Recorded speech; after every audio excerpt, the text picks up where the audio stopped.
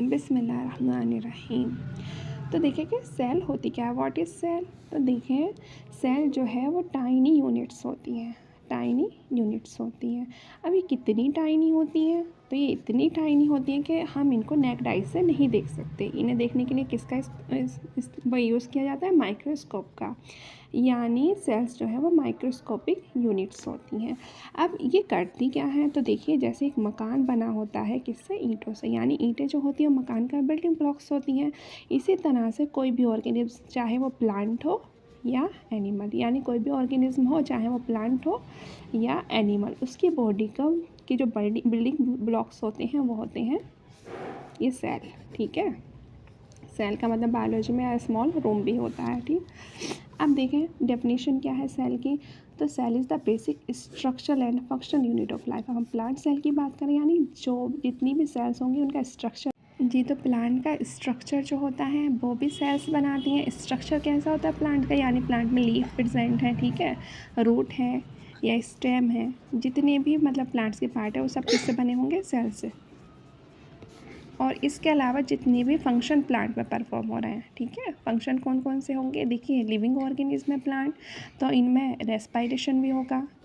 ठीक, रेस्पायरेशन होगा, साथ फोटोसिंथेसिस और एक्सक्रिएशन वगैरह भी जो है वो कौन परफॉर्म करेगा, सेल परफॉर्म करेंगे इस फंक्शन को। ठीक, अब सेल का भी जो शेप होता है वो अलग अलग होता है। इन चीज़ों को भी हम आगे डिटेल में पढ़ेंगे।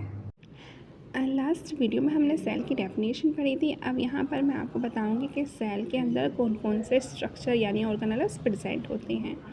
देखिए सेल का जो प्लांट सेल की बात करें हम, ये प्लांट सेल का डायग्राम है। प्लांट सेल की जो आउटर कवरिंग होती है उसको बोलते हैं सेल वॉल, ये टफ कवरिंग होती है। ठीक, और इसके अंदर भी एक जो इलास्टिक लेयर प्रेजेंट होती है, यानी सेल वॉल ख़त्म होने के बाद भी एक लेयर प्रेजेंट है जिसको कहा जाता है सेल मेम्ब्रेन। ठीक, अब सेल के अंदर जो ये लिक्विड भरा है, डॉटेड बनाया ना मैंने ग्रीन कलर से, इसको बोलते हैं साइटोप्लाज्म। सेल के अंदर जो मैट्रिक्स या लिक्विड प्रेजेंट है उसको बोला जाएगा साइटोप्लाज्म। और न्यूक्लियस के अंदर एक्सेप्ट सेल, ठीक है, जो है लिक्विड भरा होगा उसको बोलेंगे न्यूक्लियोप्लाज्म। ठीक, सेल के अंदर जो लिक्विड भरा होगा साइटोप्लाज्म, और न्यूक्लियस के अंदर सेल को हटा दिया जाएगा, खाली न्यूक्लियस के अंदर जो लिक्विड भरा होगा वो कहलाएगा न्यूक्लियोप्लाज्म। अब यहाँ पे जो है ग्रीन कलर से जो स्ट्रक्चर बना हुआ है उसको कहते हैं प्लास्टिड। ठीक है, प्लास्टिड जो है इसका ये 3 टाइप्स के होते हैं, क्लोरोप्लास्ट, क्रोमोप्लास्ट और लिपोप्लास्ट। इनका जो फंक्शन होता है वो formation and storage of carbohydrate. Cell को अपनी सारी एक्टिविटी के लिए जितनी भी एनर्जी की नीड होती है वो एनर्जी प्रोवाइड कौन करता है, माइटोकॉन्ड्रिया, इसीलिए तो इसको power house of the cell कहते हैं। ठीक, अगला ये स्ट्रक्चर आपको दिखाई दे रहा होगा न्यूक्लियस। ठीक है, न्यूक्लियस जो है वो न्यूक्लियर मेम्ब्रेन से कवर रहता है, और जो है इसका जो फंक्शन होता है, तो देखिए ये माइंड ऑफ द सेल कहलाता है, ब्रेन ऑफ द सेल। ठीक है, ये सेल की जितनी भी एक्टिविटी होती हैं, ठीक है, जो भी एक्टिविटी सेल परफॉर्म करेगी उस सबको कंट्रोल करने का काम किसका होता है, इसका, न्यूक्लियस का। न्यूक्लियस के अंदर भी एक डार्क कलर का सेंटर, ये स्ट्रक्चर आपको दिखाई दे रहा है, इसको बोलते हैं न्यूक्लियोलस। ये डीएनए का फॉर्मेशन की एक्टिव साइट होता है। ठीक है, इनको आगे डिटेल में पढ़ेंगे। इसके अलावा न्यूक्लियर मेम्ब्रेन पे एक स्ट्रक्चर आपको अटैच दिखाई दे रहा है, जिसको मैंने यहाँ पर भी ड्रॉ किया है, ये। ठीक है, इसको बोलते हैं एंडोप्लाज्मिक रेटिकुलम। ये इस पर ना इस तरह की ये स्ट्रक्चर आपको बना हुआ दिखाई दे रहा है, जो कि क्या है, राइबोसोम्स है।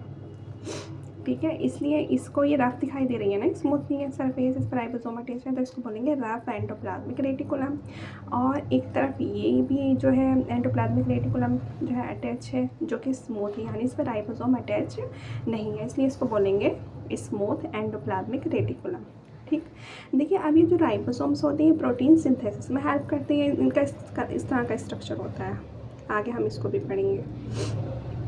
प्रोटीन सिंथेसिस में हेल्प करेंगे, तो क्योंकि ये एंडोप्लाज्मिक रेटिकुलम पर अटैच है, इसलिए हम कैसे कहेंगे कि एंडोप्लाज्मिक रेटिकुलम का फंक्शन क्या हो गया, ये प्रोटीन सिंथेसिस की साइट होती है। इसके अलावा आपको जो है ये गोल्जी कॉम्प्लेक्स इसमें दिखाई दे रहा है, जिसका फंक्शन होता है सेक्रेशन का। ठीक है, वैक्यूल्स होती हैं, ये फूड स्टोरेज का फंक्शन परफॉर्म करती हैं।